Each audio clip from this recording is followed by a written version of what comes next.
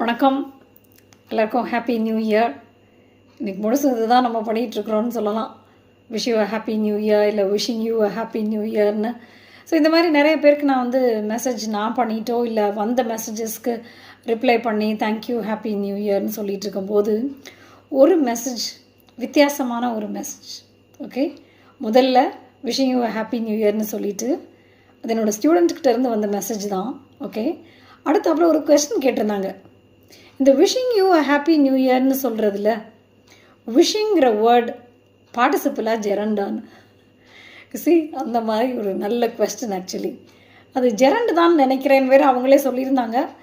நான் இல்லை இது பார்ட்டிசிபிள் அப்படின்னு சொல்லிவிட்டு நான் மற்ற பீப்புளுக்கு அந்த மற்ற மெசேஜஸ்க்கெலாம் ரிப்ளை பண்ண போயிட்டேன். அவங்களுக்கு டீட்டெயில்டாக எக்ஸ்ப்ளனேஷன் இப்போ வரைக்கும் கொடுக்கல. இந்த வீடியோவை தான் அவங்களுக்கும் அனுப்பணும். ஸோ விஷிங் ஏன் பார்ட்டிசிபிள்னா, பார்ட்டிசிபிள் எல்லாமே ஒரு நவுனோடையோ ப்ரோனோனோடையோ தானே அட்டாச்சாக இருக்கும், ரைட்? இப்போ நம்ம இது மாதிரி வேறு சில விஷயங்களை யோசிச்சு பாருங்களேன்.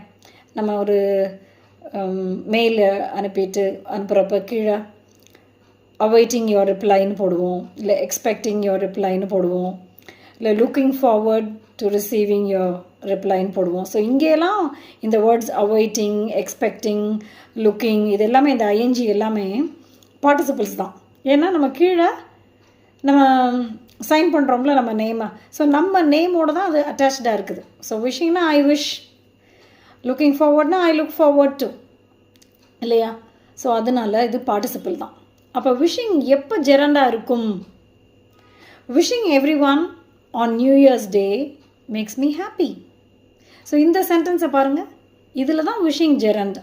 ஏன்னா நியூ இயர்ஸ் டே அன்னைக்கு எல்லாரையும் விஷ் பண்ணுறது எனக்கு சந்தோஷத்தை கொடுக்குது, என்னை சந்தோஷமாக்குது அப்படின்னு நம்ம சொல்லும்போது அந்த விஷ் பண்ணுவது, எல்லாருக்கும் வாழ்த்துக்கள் தெரிவிப்பதுன்னு சொல்லும்போது தான் அது ஜெரண்டு.